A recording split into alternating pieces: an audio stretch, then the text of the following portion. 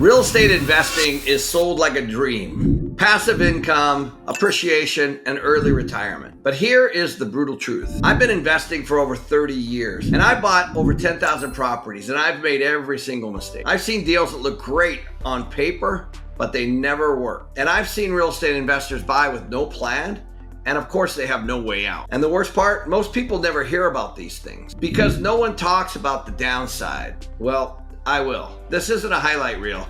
This is the stuff that nobody wants to talk about. The hard truths about real estate investing that can save you thousands of dollars down the road. And maybe, possibly, your entire financial future. So let's start with one of the biggest myths of real estate, that every deal cash flows. The truth is most don't, at least not in reality. The very best deals that I buy are broken. They're broken due to somebody else's neglect. So in the short term, it's very rare that they cash flow. But when they're fixed, they can be gold. So as a lot of you know, on paper and in a spreadsheet, the numbers always look good. Those numbers are always based on assumptions or something that hasn't happened yet in the future. And buying based on the assumptions and not really being thorough on the numbers, that's the silent killer. And here's the reality. Rent growth is never as high as you think it's going to be. Property taxes go up after you buy something because the tax assessor reassesses it. Insurance premiums go up year over year, especially in high loss years. If you're doing a value add or a new construction deal, you're not even collecting rent during most of those periods. I'll give you an example. I had a friend buy one rental property last year. He told me he was going to make about $400 a month in cash flow. So just about $5,000 a year. I didn't ask him how he underwrote those numbers and what his assumptions were, but I quickly figured out that he made a huge mistake. In the first year, the air conditioning went out. Of course, we live in Arizona, so that's not good. That cost him about $8,000 to put a new AC unit on the roof. Then, of course, the property taxes were reassessed when he bought it, and the expense went up a little over $1,200 a year. And then the worst thing, the tenant broke the lease in the 7th month. So then he was forced into additional marketing. He had to turn the unit again with all the maintenance costs to get that unit rent ready. So the overall result, he ended up losing money in the first year. And why is that? Because he banked on the best case scenario. He didn't ask enough questions. He didn't have the experience. He didn't have a property manager on his team to set him straight before he bought the property. He just made a ton of mistakes. And this is exactly what happens with a lot of real estate investors. They think that real estate is like a stock. You buy it and you walk away and you have somebody else manage it. That is just not the case. And of course, if you don't know what you're looking for, then you need to ask a lot of questions. Because you have the money to buy something doesn't mean that you should. If a deal only goes well when everything's going right, you don't actually have a great deal. You're actually gambling. What this typically means is that you haven't planned well and you just don't know the difference. So you need to always stress test a deal. There's 3 things you should always ask yourself before you buy. Number 1, what happens if rents drop 10% or the market starts to see concessions? What happens if you have a vacancy a little longer than what you project? Because I've seen a lot of people project 100% occupancy during the term, which is how they get to their cash flow number. This is just absolutely ridiculous. 2, what happens to you when you have that additional month vacancy? And how much money do you have in reserves to actually cover that negative? Because if you can't fill the unit, you don't have the time to, or you have to fire your property manager, or you have to pay a commission to somebody that's actually going to help you fill it, those are all expenses or loss of income. And 3, what happens if my expenses start to go up? Like the property taxes and the insurance like we just discussed. If you don't like these answers, then you need to pass on the deal. And this is why buying real estate is so hard. It's not just I have the money or I have the people that will invest with me, now's the time. It's extremely typical for me to look at somewhere between 5 and 8 deals a week. And we might only buy 1 or 2 deals the entire year. The process of saying no is the most important process. It's a good process for everyone on my team because they know what I'm looking for. And even my young guys, they don't see the whole picture. They're just trying to close something. I'm looking at it extremely critically, obviously with a lot of wisdom and a lot of experience. So I'm the no guy, and so is my partner Ross. And if you're raising capital or putting a deal together with somebody else's money, all you really need is one bad deal and then you're marked. Look, I've seen people take an absolutely decent property and destroy it because they underestimated their vacancy, their renovation timelines, the expense controls, the property management, all the things that make a deal great. So this is why I put together for you a detailed breakdown of how we actually approach a value add deal, from underwriting all the way through execution. If you want the exact playbook that we use to find and evaluate the deals that we're looking at, deals that cash flow, download my value add playbook here. It's free. So let me say this clearly. The fastest way to ruin a great deal is with bad property management. This is exactly why I have property management in-house. When I look at a property, I'm looking at it from a property management lens, not from an investor lens only. Of course, I look at it from that lens as well, but I look at it from a property management lens first. It really doesn't matter if it's a single family home, a duplex, a fourplex, it just doesn't matter. If it's not managed and underwritten well, it's going to bleed cash. So here's what bad management looks like. Sloppy tenant screening. This is the number one issue because the owner is always impatient about filling a vacancy. So there's a lot of pressure on filling that immediately to mitigate any cash flow issue. But what you end up doing is you end up taking a really nice unit that was properly maintained and you put somebody in there that can't pay. And now you have all the issues potentially with the damage of the inside of the unit, but then also potentially legal issues like eviction and getting someone out.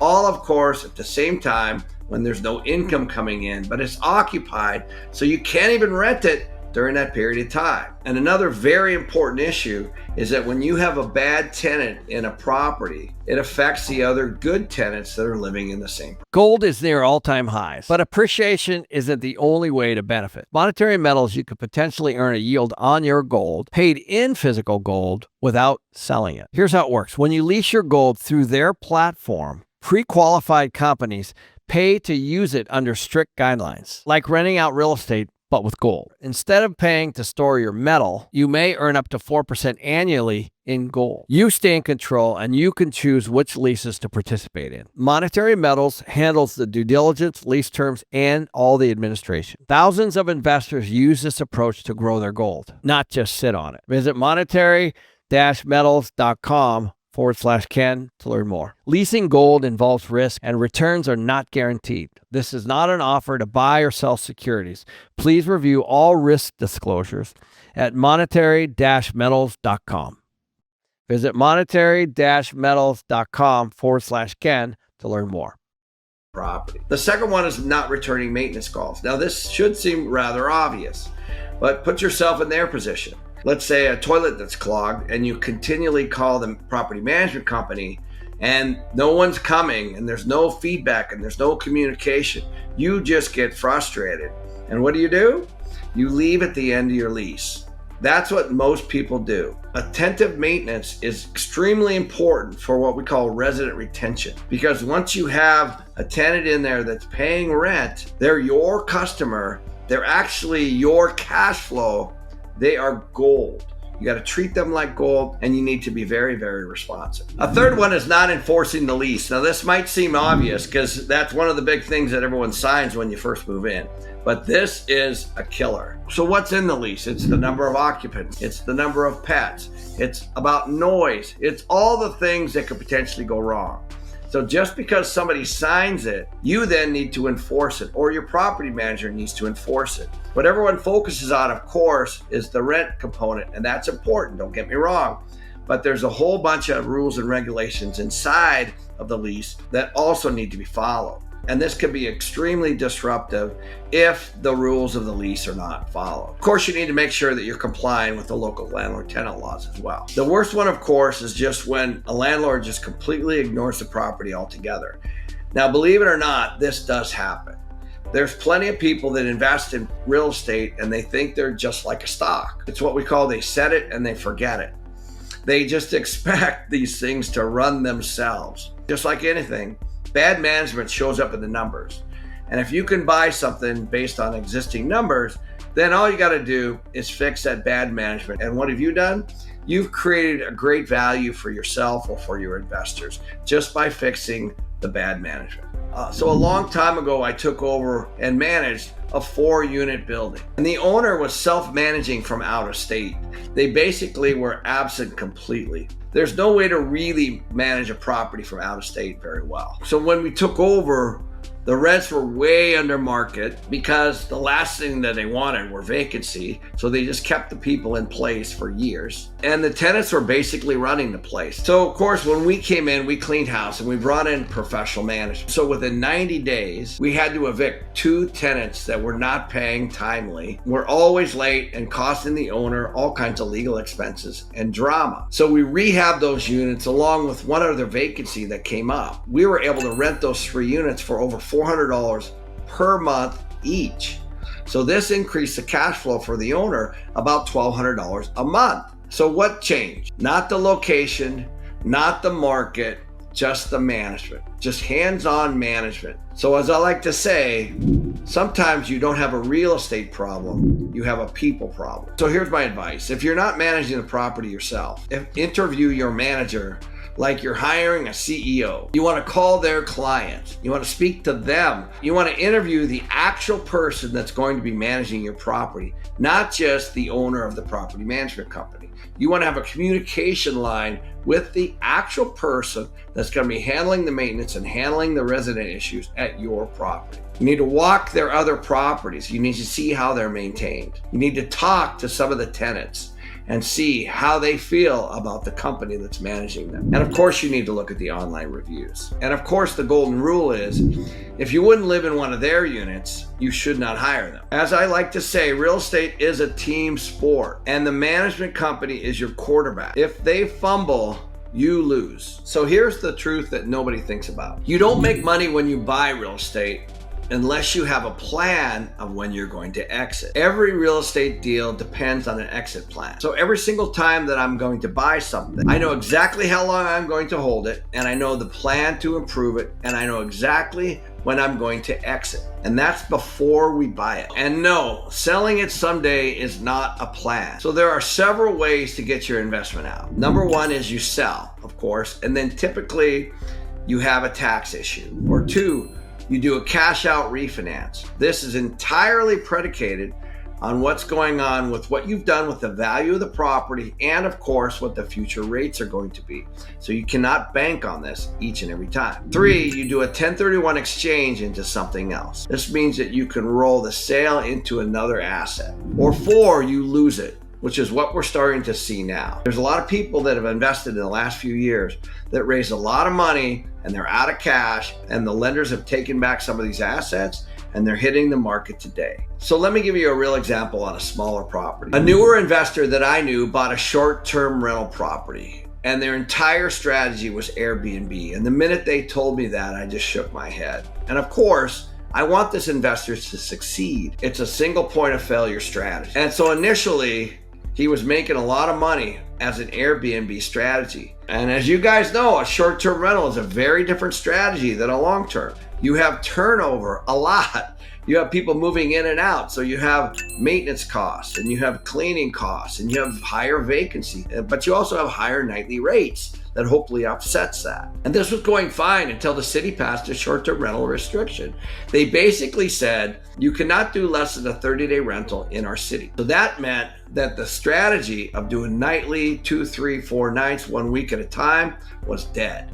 The only option they had was the monthly. And so what that did is it significantly reduced the number of customers. Because how many people really want to rent a place for a month? Most people come in for a weekend or a week here or there. So now short-term rentals, less than a month, were banned in this area. So of course, what's the strategy at this point? You try to convert it to a long-term rental. But guess what? It never cash flowed as a long-term rental. It only cash flowed as a short-term rental. And of course, based on an occupancy that was significantly higher to make it cash flow. So now he's in a position where he's in a lot more listings because he wasn't the only one affected. So a bunch of real estate hit the market. So he's having a tough time selling. He can't refinance. Eventually, he had to sell at a loss to stop the bleeding. So the deal wasn't the problem. The exit strategy was the problem. And of course, you only had one strategy to cash flow. So when we buy properties, we build the exit plan before we buy it. We always ask the question, can we and do we want to hold this property long term? And does it cash flow? And when does it cash flow? How much and for how long? How much equity have we gotten from fixing this property? When the property is fully fixed and we've gotten the forced equity that we knew we were going to get before we bought it, do we exit at that point, or do we keep the property and cash flow it over a long period of time? What happens if interest rates go up? Now, we just saw this. And there's a lot of people that are being annihilated right now because they're running out of cash and they never had the proper reserves to weather this downturn.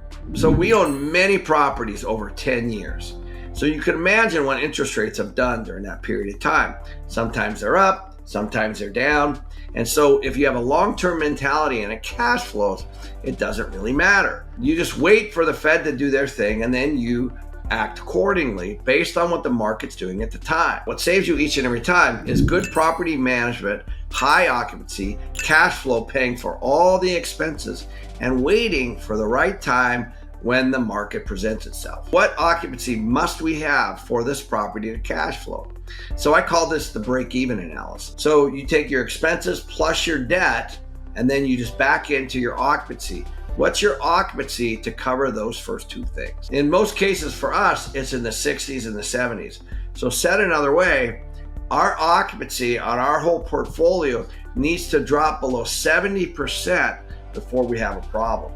And most people, what they do is they underwrite this thing so tight that when there's one vacancy or two, they're in big trouble. And then the last thing is there a way to refinance and exit in 3 to 5 years? Now, when I say exit, I mean exit from your investment, not necessarily from the property itself. Because when you do a cash out refinance, it's debt and it's considered tax deferred. In other words, you don't pay tax on debt. The government wants their fair share when you sell something, but in this case, you're actually not selling, you're doing a cash out refinance. And of course, during the buy process, we're stress testing the property itself. Because again, if the deal only works when things are going right, then it's not really a great deal. It's a potential liability. So let's wrap this up. The brutal truth about real estate investing is most great deals don't actually cash flow right out of the gate. They always have some forced equity component to them. And we're always trying to buy something that's broken because that's where the real value is created. Every deal cash flow and every deal work, then everyone would do this. 2, bad management will kill a property. Now that could be you or that could be somebody that you hired. Most people blame the market. If they manage it themselves, most people blame the market. In other words, they never take responsibility for how they purchased the property or how they're running it.